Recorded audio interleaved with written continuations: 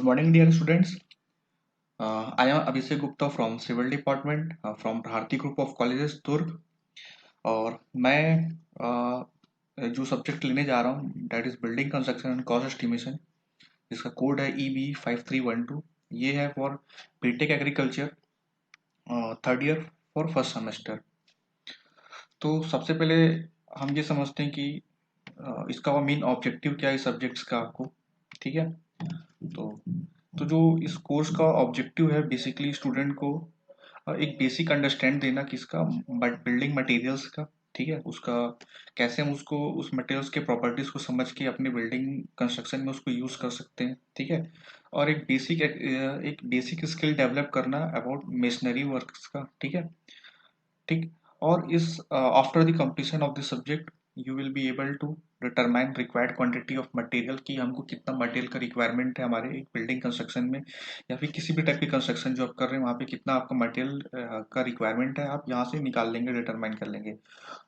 एक चीज और है, इस बेनिफिट क्या है इसका, ऑब्जेक्टिव क्या है सब्जेक्ट्स का, कि आपको पर्टिकुलर जो भी आप बिल्डिंग कंस्ट्रक्शन करने जा रहे हैं, फिर किसी भी प्रोजेक्ट को स्टार्ट करने के लिए जा रहे हैं, तो आप उसका एक रफली एस्टिमेट बना करके या फिर कोई फेयरली एस्टिमेट भी बना करके आप उसका टोटल कॉस्ट डिटरमाइन कर सकते हैं। ठीक है, किसी भी लेवल पे।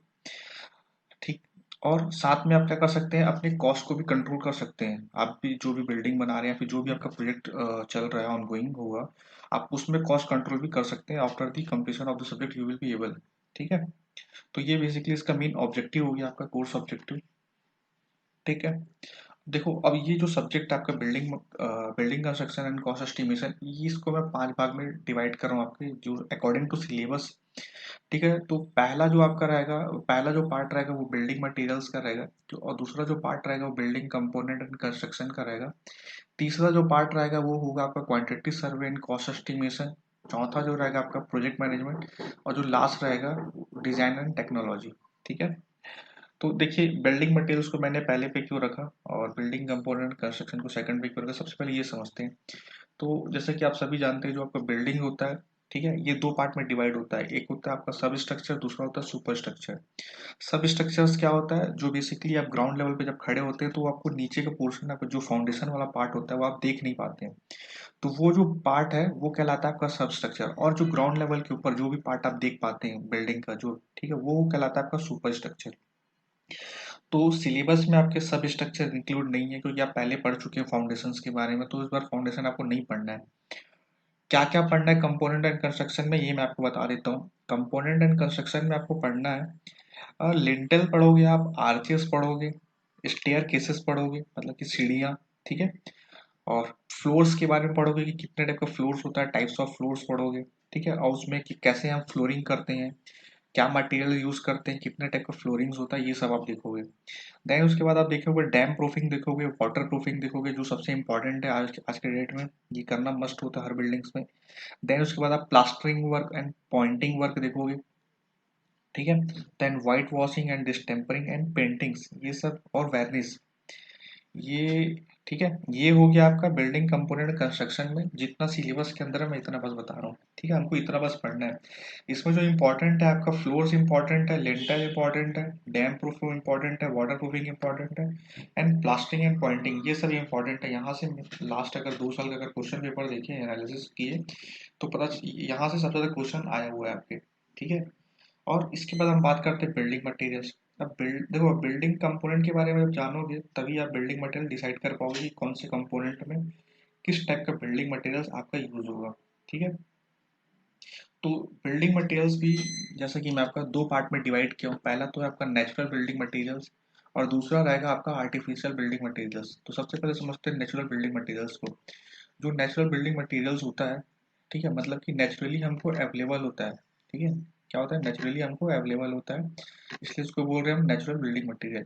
आप अगर एंशियंट टाइम पे अगर आप जाएंगे, जैसे कि यहाँ से अगर 200 साल पीछे भी अगर मैं जाता हूँ, तो मैं क्या देखता हूँ, जो पुराने जमाने में जो भी कंस्ट्रक्शन होता था, ठीक है, पुराने जमाने में जो भी कंस्ट्रक्शन होता है, वो चाहे आप ताजमहल उठा करके देख लो, या कोई भी फोर्ट उठा के देख लो, या कोई भी मंदिर आप उठा करके देख लो, वो किससे बना हुआ होता था, लाइम से बना होता था, रॉक से बना होता था, टिम्बर से बना होता था।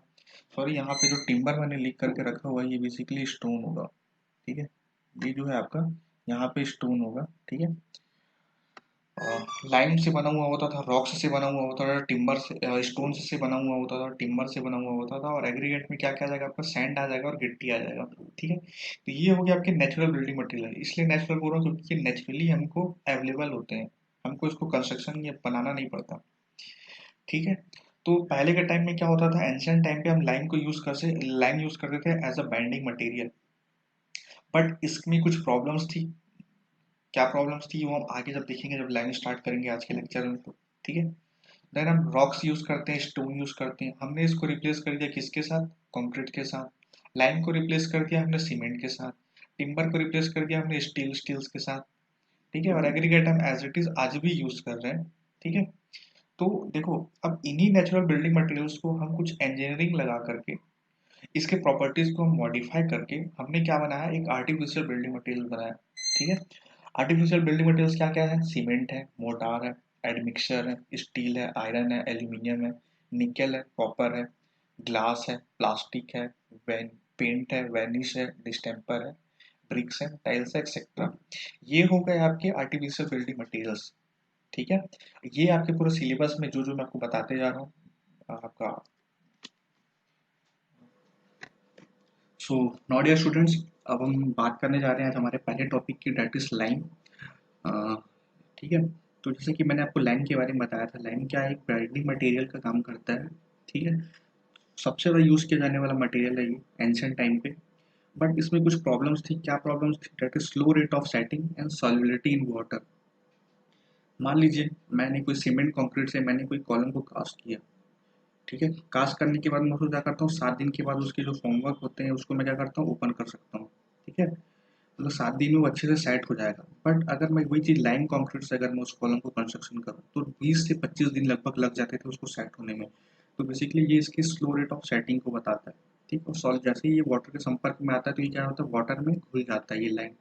ठीक है, तो इसलिए बोल रहा है कि ये जो प्रॉब्लम थी क्या की, स्लो रेट ऑफ सेटिंग की एंड सॉल्युबिलिटी इन वाटर की, ये इसकी प्रॉब्लम थी, जिसके कारण हमने इसको क्या किया, रिप्लेस कर दिया किसके साथ, सीमेंट्स के साथ। अब नाउ डेज क्या होता है, बहुत ही ओकेजनली यूज़ किया जाता है लाइन।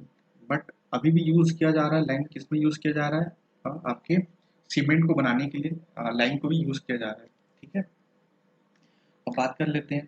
ठीक, नेक्स्ट हमारा है लाइफ लाइन साइकिल। अब लाइन साइकिल समझते हैं, तो जो लाइन आपका कहाँ से मिला, लाइन आपका ऑब्टेंड होता है आपके किससे, लाइम स्टोन से। ठीक है, जिसको हम क्या बोलते हैं, कैल्शियम कार्बोनेट, जिसका केमिकल नेम है। ठीक है, ये इसका फॉर्मूला जो होता है CaCO3 होता है। ठीक, अब ये लाइमस्टोन को जब हम क्या करते हैं, गर्म करते हैं in the presence of air 900 degree Celsius पे, तो क्या होता है आपका, ये जो प्रोसेस होता है गर्म करने वाला 900 डिग्री सेल्सियस में in the presence of air, ये कहलाता है आपका क्या, कैल्सिनेशन। ठीक है, ठीक है, क्या कहलाता है, कैल्सिनेशन, या फिर कैल्सिनेशन भी इसको बोलते हैं। ठीक, अब यहाँ से क्या होता है आपका, जैसे ही हम इसको गर्म करते हैं तो आपका यहाँ पे क्या बनता है, क्विक लाइन बनता है, इसको बोल रहे हैं CaO। मतलब ये कैल्शियम ऑक्साइड बनता है और यहाँ से क्या होता है आपका, कार्बन डाइऑक्साइड एटमॉस्फेयर में रिलीज होता है। अब जैसे ये रिलीज होता है तो जो हमको मिलता है लास्ट में, जैसे कि ये जो CaO मिल रहा है, ये क्या होता है आपका, ये होता है आपका लाइन कहलाता है, ये चूना कहलाता है। ठीक है, अब अगर ये चूना, अगर मान लो अगर वाटर के संपर्क में आ जाता है या मॉइस्चर के संपर्क में आ जाता है तो ये क्या करता है, उसके साथ रिएक्शन कर जाता है। और जैसे ये रिएक्शन करता है तो यहाँ पे लार्ज अमाउंट में हीट लिबरेट होता है। और क्या होता है, यहाँ पे एक स्लैकिंग की प्रोसेस होता है। स्लैकिंग मतलब आपका वॉल्यूम का इंक्रीज हो जाना। जब ये पाउडर फॉर्म में होता है हमारा ये क्विक लाइन, तो ये क्या करता है, इसका वॉल्यूम जैसे स्लैकिंग प्रोसेस कंप्लीट होता है, इसका वॉल्यूम क्या होता है, 2 से 2.5 गुना बढ़ जाता है।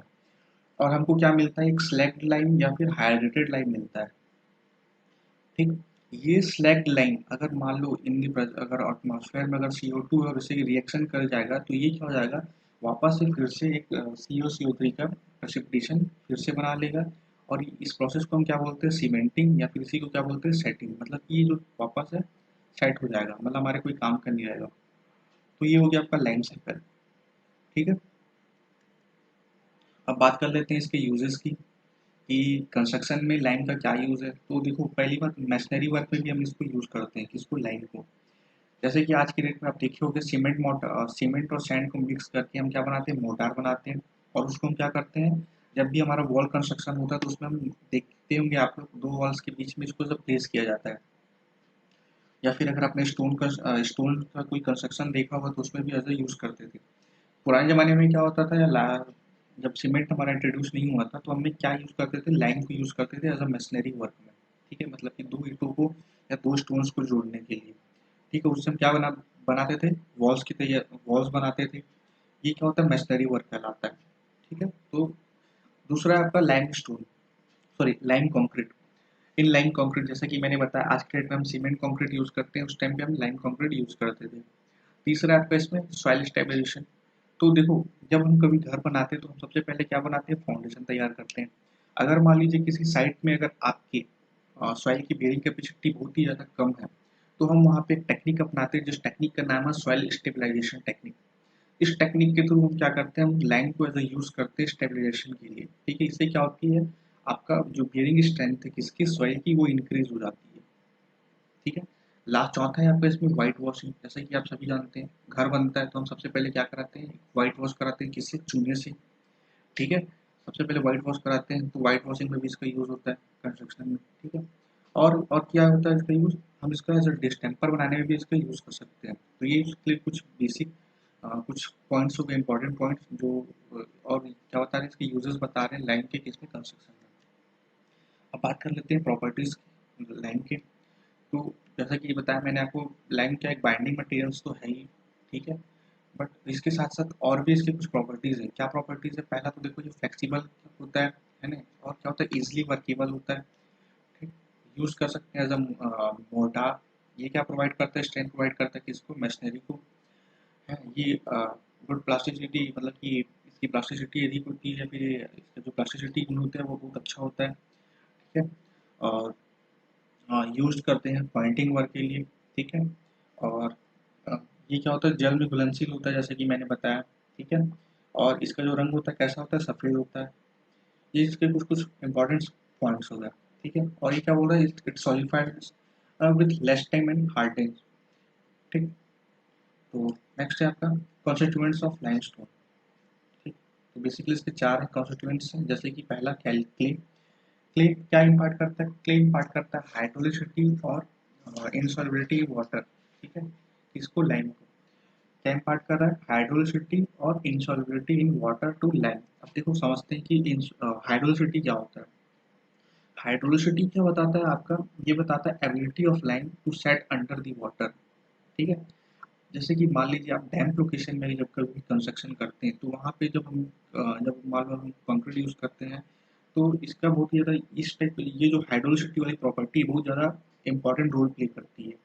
उस टाइम पे हमको क्या करना पड़ता है, हम चाहते हैं कि जो भी हम कंक्रीटिंग कर रहे हैं वो बहुत ही जल्दी सेट हो जाए। ठीक है, जल्दी सेट हो जाए, तो जैसे कि लाइम का आपको पता ही है, ये क्या होता है, जैसे हल्का सा इसको वाटर मिलता है तो ये क्या होता है, जल्दी सेट हो जाता है। ठीक है, तो ये बहुत हमारे लिए बहुत ही इम्पोर्टेंट है कि डैम लोकेशन के लिए। ठीक है, उसके बाद है इसका जो रेंज क्या होना चाहिए, इस क्ले कंस्टिट्यूएंट्स का। ठीक है, किसमें, लाइमस्टोन में। तो क्ले का जो लाइमस्टोन में कंस्टिट्यूएंट्स है, लगभग ये रेंज है इसका 8 to 30%। ठीक है, अगर हाई अमाउंट ऑफ क्ले, ये क्या करेगा, रिटार्ड कर देगा किसको, सेटिंग टाइम को और स्लैकिंग को, दोनों को। स्लैकिंग मतलब क्या, वॉल्यूम का इंक्रीज होना। ठीक है, स्लैकिंग मतलब वॉल्यूम का इंक्रीज होना। तो कुछ कुछ इंपॉर्टेंट पॉइंट्स है, जैसे कि हाइड्रोलिसिटी, सॉल्युबिलिटी, ये सब आपको पता होना चाहिए। ठीक है, उसके बाद है आपका सॉल्युबल सिलिकेट्स या फिर soluble silica. Silicates of calcium and magnesium and aluminium also provides hydraulicity. ठीक है, क्या प्रोवाइड कर रहा है, ये हाइड्रोलिसिटी प्रोवाइड कर रहा है। Then last, third one is magnesium carbonate. Magnesium का optimum content of magnesium carbonate provides better setting ability. ठीक है, बट अगर एक्सेस अमाउंट में अगर हमने क्या किया, अगर मैग्नीशियम कार्बोनेट प्रोवाइड किया तो ये क्या करेगा, रिटार्ड कर देगा किसको, सेटिंग टाइम को भी और स्लैकिंग प्रोसेस को भी। ठीक है, मैग्नीशियम कार्बोनेट का एक और काम है, ये क्या करता है, ये स्ट्रेंथ प्रोवाइड करता है बेसिकली। ठीक है, अब लास्ट है आपका सल्फेट्स। ये क्या करता है, सल्फेट्स क्या करता है, एक्सेलरेट करता है किसको, सेटिंग टाइम को, और क्या करता है, रिटार्ड करता है किसको, स्लैकिंग प्रोसेस को। तो ये बेसिकली ये मेन कॉन्स्टिट्यूएंट्स हो गए आपके किसके, लाइमस्टोन के। ठीक है, अब बात कर लेते हैं क्लासिफिकेशन ऑफ लाइम। तो देखो, पहला है आपका प्योर लाइम, दूसरा आपका हाइड्रोलिक लाइम, तीसरा आपका पुअर लाइम। तो बात करते हैं पहले प्योर लाइम। इसी को हम बोलते हैं फैट लाइम भी बोला जाता है। ठीक है, ठीक है, तो देखो क्या लिखा हुआ है, it is the lime which has high calcium oxide content, this can set and become hard only in the presence of carbon dioxide. ठीक है, this is in white in colour, जैसे कि इसका जो कलर है कैसा होता है, व्हाइट इन और व्हाइट होता है। ठीक है, this lime is also called high calcium lime और प्योर लाइम, जैसे कि मैंने पीछे बताया, इसको और क्या बोला जाता है, प्योर लाइम भी बोला जाता है, और क्या बोला जाता है, इसको रिच लाइम भी बोलते हैं, और क्या बोलते हैं, व्हाइट लाइम भी बोलते हैं। ठीक है, ठीक है, तो अब देखो इसके कुछ इम्पोर्टेंट, इसमें जो इम्प्योरिटीज होता है वो कितना होता है, 5% से कम होता है, और आपका जो इसमें जो कैल्शियम ऑक्साइड होता है कितना होता है, 95% लगभग होता है। ठीक है, इसमें आपके प्योर लाइम में, या फिर इसको क्या और बोला जाता है, रिच लाइम भी बोला जाता है, जैसा मैंने बताया। ठीक है, जैसे ही स्लैकिंग प्रोसेस कंप्लीट होता है, ठीक है, तो स्लैकिंग प्रोसेस कंप्लीट होने के बाद जो इसमें जो वॉल्यूम इंक्रीज होता है लगभग 2 से 2.5 गुना लगभग होता है आपका इसमें इंक्रीज। ठीक है, ये परफेक्टली वाइट कलर होता है। ठीक है, और ये हाईली कॉस्टिक होता है और प्लास्टिक इन नेचर होता है। ठीक है, अब इसका यूजेस कहाँ कहाँ पे करते हैं हम लोग, इस फैट लाइन का, जैसा कि मैं आपको बता दूं, प्योर लाइन का इसका यूज करते हैं हम लोग वाइट वॉशिंग में यूज करते हैं, प्लास्टरिंग वर्क में भी यूज करते हैं, और इंटीरियर डेकोरेशन में भी यूज करते हैं, और अदर एस्थेटिक्स जो भी हमको वर्क चाहिए होता है, हम फैट लाइन या फिर प्योर लाइन में इसको यूज करते हैं। ठीक, अब बात कर लेते हैं इसमें हाइड्रोलिक लाइन की, जैसे कि नाम से समझ में आ रहा है, हाइड्रोलिक लाइन मतलब कि जलीय लाइन। ये जो लाइन होता है, इसमें जो इम्प्योरिटीज होती है कितनी होती है, 5 से 30% होती है। ठीक है, और इसकी जो प्योरिटी होती है इसकी लाइम स्टोन की, ठीक है, मतलब कि जो लाइम, हाइड्रोलिक लाइम, एक चीज और मैं आपको बताना भूल गया था, जो लाइम का जो प्योरिटीज है ये किसके ऊपर बेस्ड होता है, ये लाइमस्टोन के ऊपर बेस्ड होता है। जितना ज्यादा हाईली प्योर हमारे पास लाइम होगा, लाइमस्टोन होगा, उतना ही हमको प्योर लाइम हमको मिलेगा। ठीक है, और अभी जो हाइड्रोलिक लाइम हमको मिल रहा है इसमें जो प्योरिटी होती है किसकी, लाइमस्टोन की, वो लोग होती है और 70% से लेस देन, ठीक है, सॉरी 70% से ग्रेटर देन होती है। ठीक है, और ये क्या होता है, हाइड्रोलिक इन नेचर होता है इस टाइप, ये जो हाइड्रोलिक लाइम है, ठीक, इसका जो सेटिंग और स्ट्रेंथ होती है वो बहुत ही अच्छी होती है, और इसमें जो स्लैकिंग प्रोसेस होता है बहुत ही स्लो होता है। ठीक है, इसका जो रंग होता है वो थोड़ा सा ऑफ वाइट इन कलर होता है, और ये ऑप्टेंड होता है फ्रॉम कंकर। ठीक है, कंकर से प्राप्त होता है। इसका यूज हम कहाँ करते हैं, हाइड्रोलिक लाइम का इसका यूज हम जनरली करते हैं ब्रिक मशीनरी वर्क में या फिर स्टोन मशीनरी वर्क में। ठीक है, अब देखो ये हाइड्रोलिक लाइम की ना 3 पार्ट में डिवाइड किया गया है। जैसे ये पहला है आपका फीबली हाइड्रोलिक लाइम, दूसरा है आपका मॉडरेटली हाइड्रोलिक लाइम, तीसरा है आपका इमिनेंटली हाइड्रोलिक लाइम। ठीक है, ये 3 टाइप की लाइन है। तो इसमें पहला है आपका क्या है, फीबली हाइड्रोलिक लाइन। ठीक है, इसमें जो क्ले का परसेंटेज होता है वो कितना होता है, 5 से 10% तक होता है, और इसके जो हाइड्रोलिसिटी वाले जो गुण होते हैं वो निम्न श्रेणी के होते हैं। ठीक है, और इसमें जो लगभग जो सेटिंग टाइम है इसका लगभग 14 से 21 दिन तक लग जाता है, किसमें, आपका ये फीबली हाइड्रोलिक लाइन में। ठीक है, जो दूसरा है आपका क्या, मॉडरेटली हाइड्रोलिक लाइन, जिसको हम क्या बोल रहे हैं, जली, साधारण जली लाइन। ठीक है, इसमें जो मात्रा होती है किसकी, क्ले की परसेंटेज, वो होती है 10 से 20%। ठीक है, और इसका सबसे ज़्यादा यूज़ कहाँ पे करते हैं हम लोग, मशीनरी वर्क में इसका सबसे ज़्यादा यूज़ किया जाता है। इसमें स्लैकिंग टाइम बहुत ही ज़्यादा लगता है हमको। तीसरा है आपका क्या, तीसरा है आपका इमिनेंटली हाइड्रोलिक लाइन। ठीक है, इसमें जो क्ले का परसेंटेज होता है कितना होता है, लगभग 30% के आसपास, 20 से 30% होता है। ठीक, इसके जो हाइड्रोसिटी वाले जो प्रॉपर्टीज होते हैं बहुत ही ज़्यादा अच्छे होते हैं। ठीक, इसमें स्लैकिंग बहुत ही ज़्यादा टाइम लगता है स्लैकिंग प्रोसेस में, बट ठीक है, लेकिन ये जो सेटिंग प्रॉपर्टी, मतलब कि जो सेट होने की जो उसकी प्रॉपर्टी बहुत ही ज़्यादा फास्ट होती है। ठीक है, इसका यूज़ हम लोग कहाँ करते हैं, मशीनरी वर्क में भी यूज़ करते हैं, और लाइम कंक्रीट बनाने में भी इसका यूज़ किया जाता है, किसका, आपका ये इमिनेंटली हाइड्रोलिक लाइन का। ठीक है, अब लास्ट है इसके बाद आपका पुअर लाइन। अब देखो इसको ऑल्सो क्या बोलते हैं, इम्प्योर लाइन और लीन लाइन।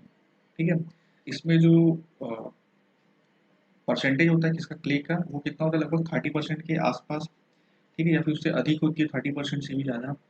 ठीक है, ये इसमें जो स्लैकिंग प्रोसेस होता है वो बहुत ही धीरे धीरे होता है, देखो लिखा हुआ है यहाँ पे, it sets hard, it set and harden very slowly and very very poor bonding properties. ठीक है, इसकी जो बॉन्डिंग प्रॉपर्टीज होती है होती है बहुत ही ज़्यादा कम होता है। इसका जो रंग होता है वो कैसा होता है, लगभग मटमैला सफ़ेद टाइप का होता है, मटमैला सफ़ेद टाइप का होता है।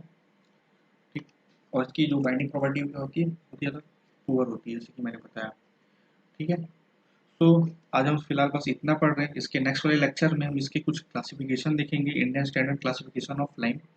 देन इसके बाद हमारा लाइन का टॉपिक कंप्लीट हो जाएगा और हमको इससे ज़्यादा पढ़ना भी नहीं है इसमें, क्योंकि एग्जाम हमारे काम का नहीं है इसके मैन्युफैक्चरिंग, लाइन का मैन्युफैक्चरिंग, क्योंकि अब ये आउटडेटेड हो चुका है। ठीक है, तो होप आपको इतना, अगर इतने चीज़ों में अगर आपको कोई भी डाउट होता है तो आप डायरेक्टली मेरे को मैसेज कर सकते हैं और पूछ सकते हैं। ठीक है।